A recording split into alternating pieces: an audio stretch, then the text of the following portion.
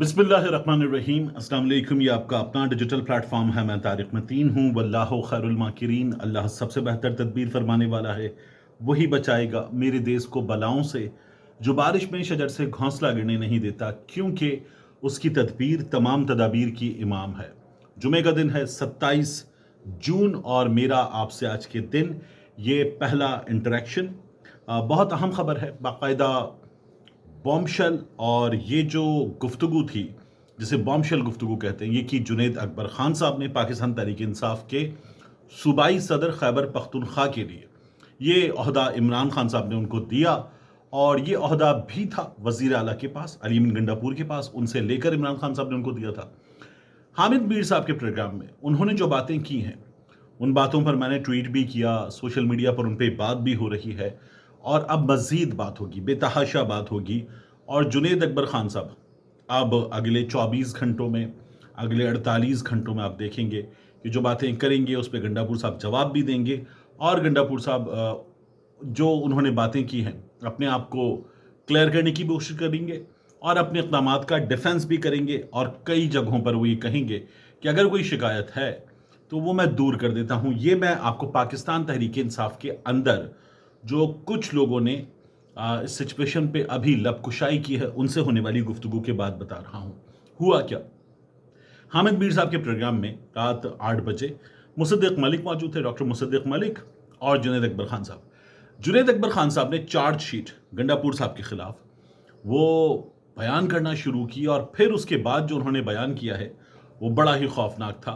तो ये नज़र आया साफ तौर पे कि गंडापुर साहब, जिन पे जाहिर है कि मैं ये जुमला इस्तेमाल कर चुका हूँ कई बार, अच्छे बच्चे, तो वो गंडापुर साहब जिनके बारे में हमने साफ अल्फाज में बात की और जो गुज़श्ता सुबह की वीडियो थी तब भी बात की कि गंडापुर साहब पे वो जो इल्ज़ाम है कि अक्टूबर के आगाज़ में जो मुजाहिरा था, जब गंडापुर साहब जो चढ़ा ऊपर, यहाँ से वहाँ से न जाने कैसे छत पे लेटा, बहुत देर बारिश हुई, पत्थर फेंके, गाड़ी रोकी और अपने सूबे में, तो वो गंडापुर साहब कहीं और थे, किसी और के पास थे, किसी और की मदद से वो अपनी असम्बली के इजलास में गए थे और फिर गंडापुर साहब वहाँ मज़ीद राब्ते में रहे। ये तमाम बातें, और ये मैंने आपको बार बार बताया, दोबारा बता देता हूँ क्विकली। उनकी टीम के लोगों ने खुद मजाक उड़ाते हुए कहा कि ठीक है, अब क्या करें, अगर उन्होंने कह दिया तो अब हम क्या कर सकते हैं। तो ये तमाम बातें उनके बारे में हो चुकी। वो गंडापुर साहब जो कहीं और ज़्यादा कनेक्टेड हैं पिछले कुछ अरसे में, उनके अपने करीब तरीन लोग बताते हैं, वो गंडापुर साहब अब ये कर रहे हैं कि जुनैद अकबर के लिए उन्होंने मुश्किलात पैदा की हैं। जुनैद अकबर ने ये बताया कि 18 बार इमरान खान ने मुझे बुलाया है, मुझे इमरान खान से नहीं मिलने दिया जाता अंदर के लोगों की जानिब से। एक यानी एक तो इमरान खान साहब से मुलाकात नहीं होने दी जाती, वो एक डिफरेंट सिचुएशन है। अंदर के लोग जो मुश्किलात पैदा करते हैं, ये उनकी बात हो रही है। फिर जुनैद अकबर खान साहब ने ये कहा कि हमने सवाबी का जलसा किया, सवाबी के जलसे के लिए शहराम तरकई ने, असद कैसर ने बहुत मेहनत की। और फिर उसके बाद उन्होंने ये बताया, अब असद कैसर पाकिस्तान तहरीक इंसाफ के अहम तरीन, सीनियर तरीन रहनुमाओं में शामिल, वो ये बताते हैं कि उसके बाद हम पर मुसीबत टूटी हुई है सूबाई हुकूमत की जानिब से और हमें कामों में प्रॉब्लम्स आ रही हैं। फिर उन्होंने कहा कि मैंने चेयरमैन साहब से बात की, तो जब मुझे खुद मसाइल का सामना है और कारकुनान मेरे पास आते हैं और मैं अपने हलक़े में भी MNA होते हुए कामों के सिलसिले में जब मैं ज़िला इंतज़ामिया से भी बात करता हूँ तो मुझे मसाइल का सामना करना पड़ता है, तो मैं जब उनसे बात करता हूँ कहते हैं जी ऊपर से हमें कहा गया है। तो गंडापुर साहब कह रहे हैं तो वो मसाइल। और फिर उसके बाद हमें ये पता चला कि जब उन्होंने बात की बैरिस्टर गौहर से, तो बैरिस्टर गौहर ने उनसे ये कहा कि क्या करूँ, बैरिस्टर गौहर ने ये कहा कि क्या करूँ, मैं तो खुद DPO के हवाले से बात करता हूँ, तो मेरा वो मसला भी हल नहीं हुआ। आप तो असिस्टेंट कमिश्नर की, डिप्टी कमिश्नर की बातें कर रहे हैं, मेरा DPO वाला मसला हल नहीं हुआ। तो ये सिचुएशन इतनी सीरियस है कि अली अमीन गंडापुर की हुकूमत, अली अमीन गंडापुर जो अथॉरिटी रखते हैं, वो अपनी जमात के लोगों के लिए इस हद तक मुश्किलात पैदा कर रहे हैं। जुनैद अकबर खान साहब ने खुल के फिर एक एक चीज़ बताई जो उनके साथ हो रहा है, जो उनको काम नहीं करने दिया जा रहा। ये कहा गया था कि गंडापुर से इमरान खान साहब सियासी मामलात के हवाले से मुतमईन नहीं है और इसीलिए जुनैद अकबर खान साहब को ये ओहदा दिया गया। इस ओहदे के मिलने के बाद अली अमीन गंडापुर साहब ने इस पर कहा कि तो मैंने खुद कहा था। फिर ये जुमला आया भी अंदर से भी पार्टी को संभालने की खातिर कि नहीं, ये तो अली अमीन गंडापुर की ख्वाहिश पर किया गया है, लेकिन ये ख्वाहिश नहीं थी اور گنڈاپور صاحب کو جب یہ اندازہ ہوا کہ سیاسی طور پر جو صوبے کا سربراہ کا طاقت پر عہدہ ہے وہ میرے ہاتھ سے چلا گیا ہے، تو پھر جو صوبائی سطح پر صوبے کے چیف ایگزیکٹو کا عہدہ ہے انہوں نے اس کی طاقت کا استعمال شروع کیا اور لوگوں کو تنگ کرنا شروع کر دیا۔ یہ لوگ اب خود اپنے منہ سے بتا رہے ہیں، تو خوفناک ہے جو کیا جا رہا ہے۔ اس کا نتیجہ کیا ہے؟ اس کا نتیجہ یہ ہے کہ عمران خان صاحب کی رہائی کے لیے جو تحریک ہے، جنید اکبر خان صاحب کہتے ہیں پھر وہ تحریک کیسے چلاؤں جب آپ مجھے عمران خان سے ملنے نہیں دیتے، آپ میرے چھوٹے چھوٹے کام نہیں ہونے دیتے، آپ میرے رستے میں روڑے اٹکاتے ہیں، تو پھر تحریک چلانے کے لیے مجھے جن پاورز کی ضرورت ہے وہ پاورز کہاں سے حاصل کروں، تحریک کہاں سے چلاؤں؟ یہ جنید اکبر خان صاحب نے بات کی اور لمبا چوڑا معاملہ تھا جو انہوں نے چارج شیٹ کی شکل میں علی امین گنڈاپور کے حوالے سے سامنے رکھ دیا۔ سوشل میڈیا پر علی امین گنڈاپور کی ایسی کی تیسی اس کے بعد کر دی گئی ہے۔ ایک تو یہ سچویشن ہے ہمارے سامنے۔ دوسرا میں آپ کے سامنے رکھوں اخندزادہ حسین صاحب۔ اب اخندزادہ حسین صاحب پاکستان تحریک انصاف کی نوجوان قیادت میں شامل ہیں اور آپ انہیں یوں سمجھ لیجئے کہ he is almost as important as Murad Saeed صاحب از۔ اب انہوں نے ٹویٹ کیا اور کہا کیا؟ ہماری لڑائی ایک بہت بڑے مقصد کے لیے ہے، وہ مقصد جس کی خاطر ایک قیدی کو غیر جمہوری قوتوں اور فیلڈ مارشل سے بھڑنے کے سوا کوئی چارہ نہیں رہا۔ غیر جمہوری قوتیں مطلب اسٹیبلشمنٹ۔ یہ لڑائی اس نے اپنی قوت ارادی اور یقین محکم سے چنی ہے۔ وہ لوگ جو تحریک انصاف کی صفوں میں ایک دوسرے پر حملہ آور ہیں، وہ کم ظرفی ضلالت اور اپنے لیڈر کی وجہ سے، یہ الفاظ لکھے انہوں نے، ضلالت، اپنی لیڈر کی جدوجہد سے غداری کے مرتکب ہو رہے ہیں۔ پھر آگے وہ لکھتے ہیں جو لوگ تحریک انصاف کی صفوں میں ایک دوسرے پر حملہ آور ہیں، ہمیں اب اور نہ عمران خان کو آزمائشوں میں ڈالنا ہے اور نہ ہی پاکستان تحریک انصاف کے کارکنوں کو۔ پارٹی کے اندر خود احتسابی ضروری ہے تاکہ قافلہ لٹنے کا پتہ چلے۔ پہلے سے ہی ہماری ان حرکتوں اور کرتوتوں کی وجہ سے عمران خان کے لیے کافی مشکلیں کھڑی ہو گئی ہیں۔ میری تحریک کے تمام ساتھیوں سے درخواست ہے کہ خدا را اپنی ذمہ داریوں کا احساس کریں اور ان کو نبھانے کی فکر کریں اور ایسی کوئی اور بے وقوفی نہ کریں جس سے پاکستان تحریک انصاف کے مقصد کو نقصان پہنچے۔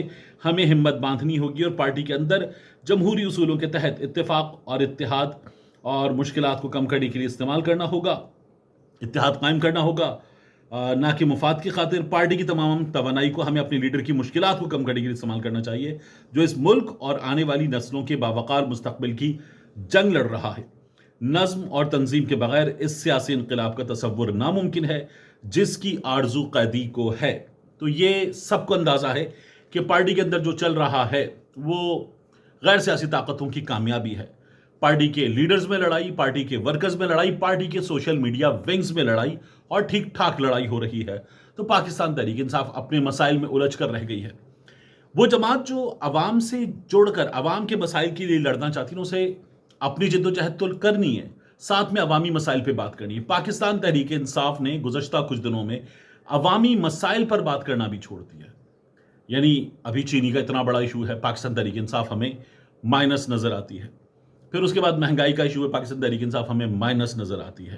مریم نواز شریف صاحبہ نے جو پنجاب میں یہ اویئرنیس کے نام پہ قانون کے ذریعے مریم نواز شریف صاحبہ جو کریں، جتنے اشتہار دیں، جتنا پیسہ دیں، کسی کا باپ بھی نہیں پوچھ سکتا۔ پاکستان تحریک انصاف اس معاملے پر بھی ہمیں مائنس نظر آتی ہے۔ تو اگر عوام کے مسائل پر، کسان کے مسائل پر، ایک عام آدمی کے مسائل پر، مہنگائی کے مسئلے پر پاکستان تحریک انصاف کو، عام آدمی کو چھوڑنا ہے تو پھر ڈسکنیکشن پیدا ہوگا۔ یہ بہت خوفناک ہوگا۔ پاکستان تحریک انصاف کو اس پر توجہ دینی ہوگی۔ یہ اب آپس میں لڑ پڑی ہے جماعت، یہ اسٹیبلشمنٹ کی کامیابی ہے، زبردست کامیابی ان کی۔ تو ایک اس کو پاکستان تحریک انصاف کو ریزالو کرنا ہوگا۔ دوسرا، پاکستان تحریک انصاف کے ساتھ مزید کیا ہو رہا ہے؟ یہ جو چودھری اعجاز ہے، چودھری امتیاز کے بھائی، MNA چودھری امتیاز کے بھائی، چودھری اعجاز صاحب، یہ ان کے بھائی چودھری امتیاز صاحب اٹھائے گئے تھے، غائب تھے۔ والدہ سے فون پر ایک بار بات کروائی گئی، وہ بیچاری کوئی 90 برس سے اوپر کی بزرگ خاتون، ان سے بدتمیزی ہوئی، ایک بار ان کو چارپائی سے گرا دیا گیا، گھر میں گھسے، خواتین سے بدتمیزی ہوئی، مارا پیٹا گیا، نوکروں کو مارا پیٹا گیا، فصل باقاعدہ تیار فصل جو تھی وہ چوری کر لی گئی، یہ سب کچھ ہوا۔ اب وہ چودھری امتیاز صاحب کے بھائی چودھری اعجاز صاحب گھر سے اٹھا لیے گئے ہیں۔ اور چودھری اعجاز صاحب جب گھر سے اٹھا لیے گئے تو بتایا جا رہا ہے کہ پولیس تھی، وردی میں، سادہ لباس والے تھے، ویگو ڈالے تھے اور ان کو گھر سے اٹھا لیا گیا ہے۔ کچھ بھی نہیں پتا تو گرفتاری تو نہیں ہوئی ہے، کیونکہ گرفتاری کے لوازمات پورے نہیں ہوئے، تو یہ اغوا ہے، یہ ان کے ساتھ ہوا ہے۔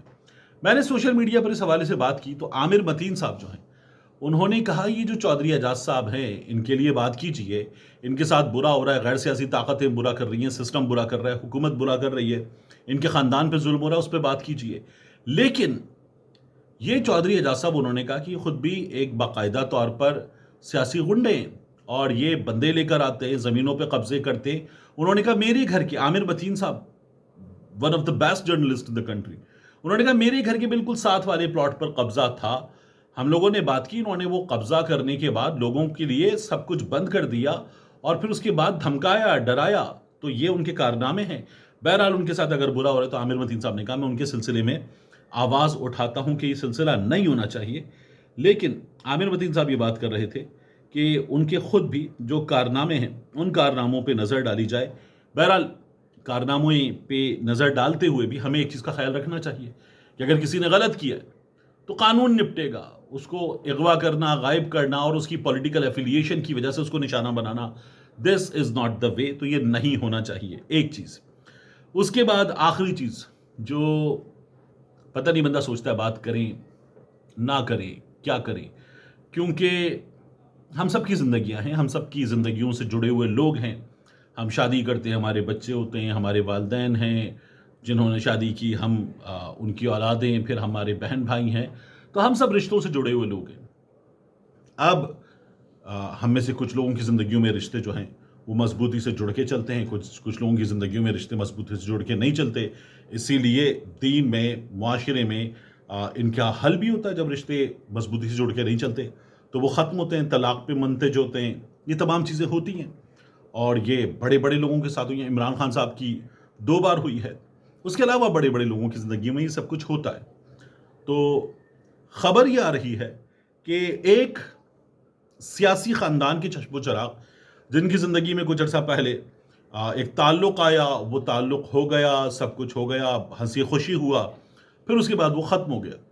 اب ان کی زندگی میں ایک بار پھر ایک بہت بڑا چینج آ گیا ہے اور اس بہت بڑے چینج کی خبر آئی، اور خبر یہ آئی کہ وہ اپنے نانا کے ایک قریبی عزیز کے گھر میں ایک بار پھر زندگی کا وہ تعلق جوڑنے جا رہے ہیں۔ لیکن وہ تعلق جس کی خبریں ٹی وی پر آ گئی، میڈیا پر آ گئی، سب کچھ ہو گیا، وہ خبر پھر اب یہ آ رہی ہے کہ وہ تعلق جو ہے وہ ٹوٹ گیا۔ خبر پھر پہلے جیسی آ رہی ہے، تو جو ہونے جا رہا تھا وہ اب نہیں ہونے جا رہا۔ جو دوسری سائڈ کی پارٹی ہے، اس پارٹی نے ایک بہت بڑے سیاسی خاندان کے چشم و چراغ، ایک بہت طاقتور سیاسی شخصیت کی اولاد، ایک بہت طاقتور سیاسی شخصیت کے گرینڈ چائلڈ، ان کی زندگی میں یہ ہوا ہے کہ ایک بار پھر نہ ہو گیا ہے، معاملہ ختم ہو گیا ہے۔ بہرحال اللہ تعالیٰ بہتر کرے، گھر سب کا بسے اور بسار رہے، آمین۔ ملتے ہیں انشاءاللہ آپ سے اگلی ویڈیو میں۔